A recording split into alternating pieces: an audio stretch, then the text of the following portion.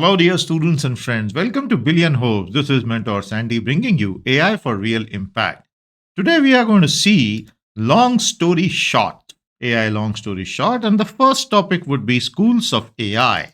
A lot of people get confused by the various terms which are used for the branches of AI in terms of symbolic AI, connectionist AI, neural network AI, evolutionary AI, statistical AI, and so on and so forth.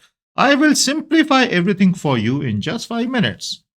When the field of AI actually came into being somewhere in the 1940s by the work of geniuses like Alan Turing and a whole school of people, then the very first approach towards creating intelligence in machines and systems was we should explicitly quote certain rules and give a guidance to the machines and the systems to behave in a certain way.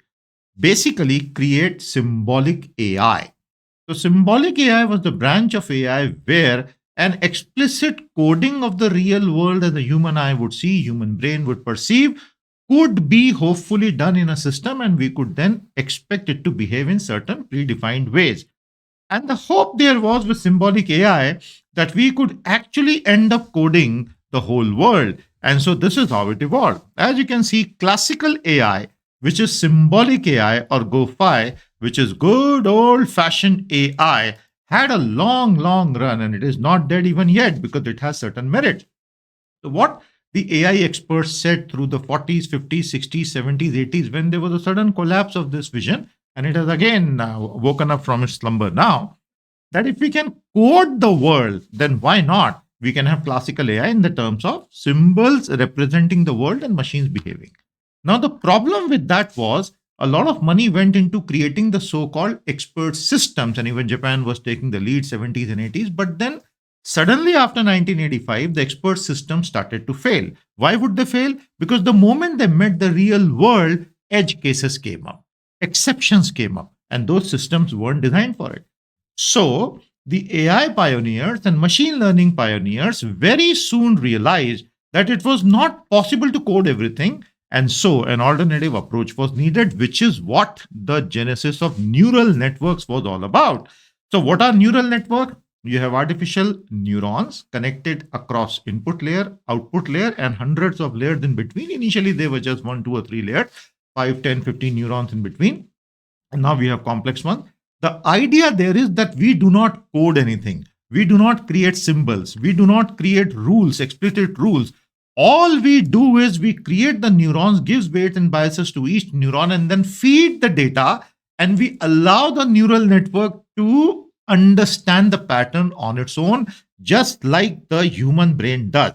So this was the assumption that we might, at a crude level, actually simulate the human brain. Well, we haven't been able to do it because the brain is an organic entity, extremely complex entity, and the ANNs just are not. But given the scale of compute and stuff, we are now able to simulate at least the outputs to some extent. So that was Connectionist AI. And then we found that Connectionist AI actually ran with the trophy because we had big data and big compute and the best of algorithms, including the transformer architecture. So everything came together to create the magic, which happened after 2015. But then the LLM started falling apart because they ended up hallucinating, which is the basic character. That's how they are designed. And they really cannot reason the way humans reason. So today we talk about a hybrid AI. As you can see clearly, hybrid AI will take the best of classical AI symbolic reasoning and connectionist AI, the neural networks power, and try to create a world model based AI, which one day may lead to AGI or ASI. Keep telling me in the comments what other topics would you want me to take up in this wonderful series we have, which is AI long story short. Today we did schools of AI.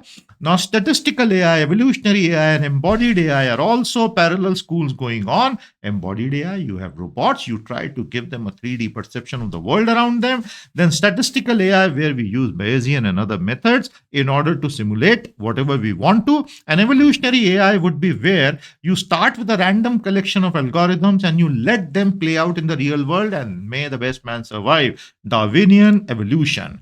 I've given some reading material also. Keep learning, keep growing.